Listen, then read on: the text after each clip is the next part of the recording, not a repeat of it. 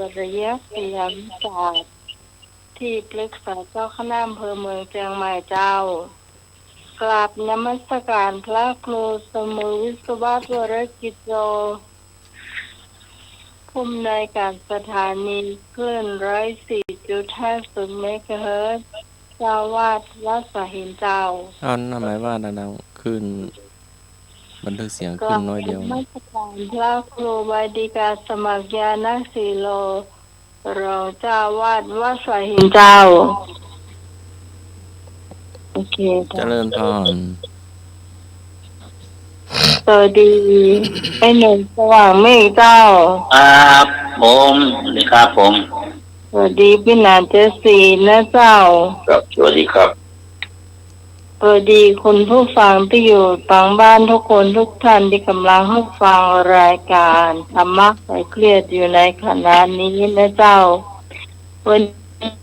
นี้ทีมงานธรรมะคลายเครียดของเราก็มาปะรับคุณผู้ฟังเหมือนเช่นเคยทุกวันเสาร์และก็วันอาทิตย์3 ทุ่มถึงเที่ยงคืนเจ้าโดยมีสมัยสุริยจรเจ้ามาเป็นผู้ดำเนินรายการในช่วงนี้เจ้า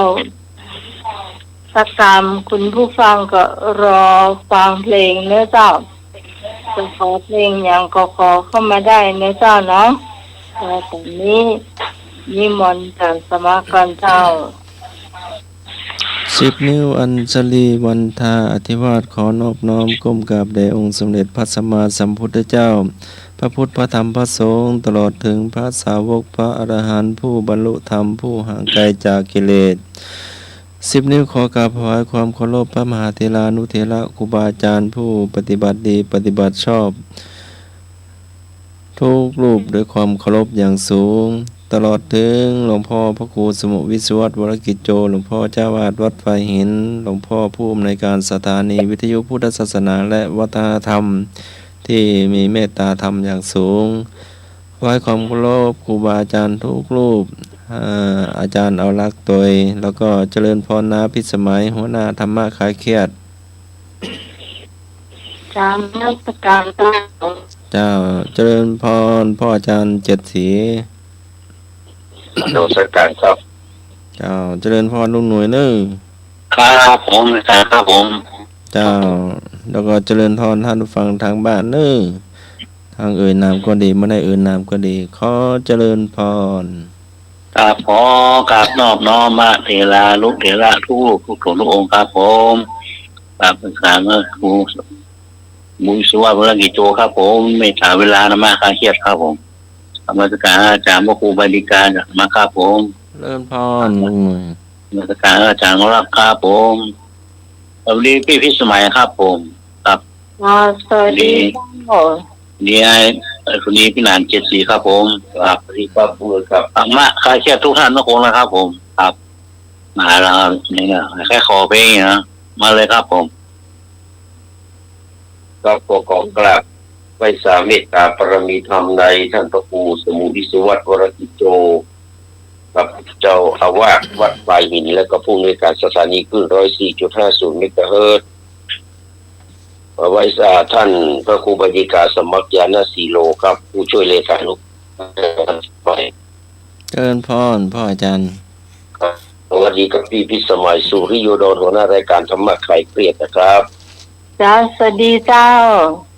ครับสวัสดีครับไอ้หนุ่ยสว่างเมฆเนอนะครับครับผมมาสการครับครับผมครับแล้วก็ขอกราบสวัสดีกับบรรดาพ่อแม่พี่น้องนะครับสาธุชนคนดีทุกคนทุกท่านที่ตามรับฟังรายการตั้งคลื่น104.50 เมกะเฮิรตซ์นะครับครับก็เชิญพี่พิสมัยได้ดำเนินรายการต่อเลยนะครับเจ้าคุณผู้ฟังโทรเข้ามาได้เลยนะเจ้า053-226-058เจ้าตามสบายตายนะเจ้านี่สวัสดีเจ้าสายแรกเจ้ามาแล้วบ่ยาวไอ้ผู้ชายแต่สมัครเจกี่โลครับผมเจริญพรโยมพะเยาสวัสดีน้องวิสมัยสุริยดรครับผมเจ้าสวัสดีเจ้าเอกเจ้าสวัสดีลุงหนุ่ยสว่างเมฆครับผมครับผมเอกดีครับผม ดีพี่หนานเจสีครับผม ครับบริการเอกครับ สวัสดีแฟนเพลงทุกท่านทุกเสียงทุกสายนะวันนี้ขอฟังเพลงจีบสาวถึงบ้านพรหมศรีวรนุชกับร้องครับผม จีบสาวถึงบ้านแต่พิมพ์ไว้เลยเจ้าจันสมา จีบ ธิ สาวถึงบ้าน โยจะ ข ประ อง สา ศรีวรนุช อืมจีบสาวถึง ครับอย่าเอามาเปิดประเด็นละ เจ้าสายสองเข้ามาเลย ครับ ส ผ วั ม สดี มาแล้วป่าซางก็มาแล้ว ตามนมัสการพระสงฆ์องค์เนรทุกลูกทุกองค์นะครับสวัสดีธรรมะขายเกียรติทุกท่านทุกคนนะครับผมอันนี้เอาเพลง เจ้า จอมแก่นของชายเมืองสิงห์ครับผม อ๋อ จ้อง ครับ จอมแก่นเนาะ ครับผม ครับผม อัน ชายหญิง วันหน้านี้โอนตังไปที่เราเนี่ย อ๋อเจ้า ก่อนหน้าเนี่ยแต่กี้นี่นะ เจ้า ครับผม ขอบคุณครับ คุณไอ้พงษ์ปาสางเนื้อเจ้า ไอ้พง ขอบ ว่าใจ ป่าซาง ตะกี้เนี่ยอะไรนะ โอนสแตนมือ พี่เจ้า เจ้าก ราบพระอาจารย์เจ้ากราบพระสาพระอาจารย์พระธรรมครูบดิกาสมัครยานสิโรเจ้า เชิญพ่อแม่ก่อน เจ้า สวัสดีพี่น้องใหม่เจ้า เจ้าสวัสดีเจ้าพี่พรเจ้า สวัสดีลุงหนุ่ยเจ้า ครับผมดีครับพรครับ เจ้า สวัสดีพี่หนาเจสีเจ้า สวัสดีครับ เจ้า วันนี้ขอเพลงเรือมนุษย์บุษยารังสีเจ้า ครับ ฮะ เรือเหร เรือ อ เรือมนุษย์บุษยารังสีนะเจ้า เจ้า เรือมนุษย์เนาะครับ เอาฟรีสไตล์ได้เลย เรือมนุษย์ บุษยารังสี แม่คงชายเมืองสิงห์ ป่าซางป่าเศร้า ป่าไทยเจ้าป่าซางป่าเศร้า มาเนอะป่าบง ป่าบงต้นเปา องมา สันทรายไม่ย่อยมา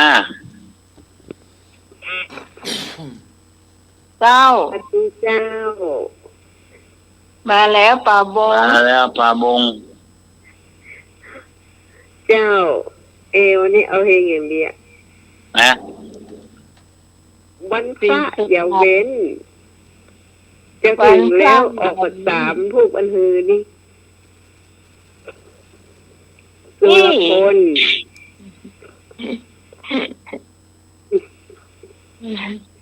ผ้าอย่าเว้น เองอย่างนี้ เจ้า มันผ้าอย่าเว้นเหรอ อืม เจ้า เอาไปกู้เจเจถ้าอย่าดีจ้ะ เองเหรอ วันผ้าอย่าเว้น นะ อ๋อโหลงโหลง มันมาอย่าเว้นเนาะ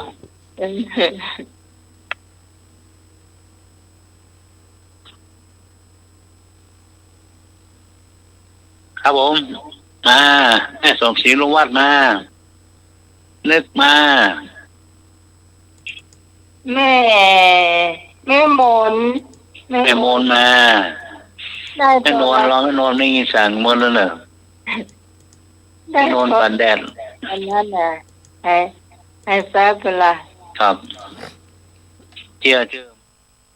ขาดตอนไม่หมดแล้วนะ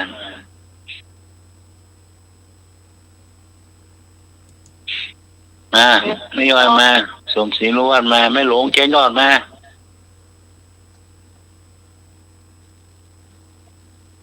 มาได้อยู่เนอะเพลงยัง3-4เพลงเจ้าเราเปิดไปก่อนเนาะ ครับครับ เปิดไปก่อน เปิดไปเลย เพลง อ่า อ๋อเจ้า ครับ เจ้า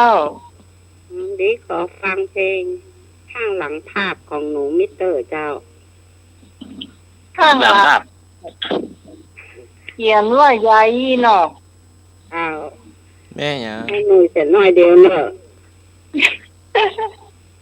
แล้วก็มอบเพื่ออาหารเจสีโดยเจ้า ครับขอบคุณครับ แล้วก็พี่เจสุดคนงามหน้าใหม่ในเจ้า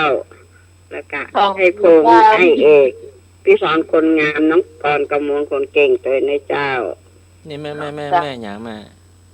แม่สุพิษ แม่สุเพชรอยู่วัดไหน โอ้ กับภาษาท่านอาจารย์สมัครเจ้า เจ้าแม่ คน แม่สุวิทย์อยู่วัดไม่ย่อย จำยังไม่ได้แต่ว่าในความ ไม่ค่อยเห็นตามวัดเนาะมัน ครับล่ำมาเลยซ้ายลงซ้ายลงออกเพลงอย่าง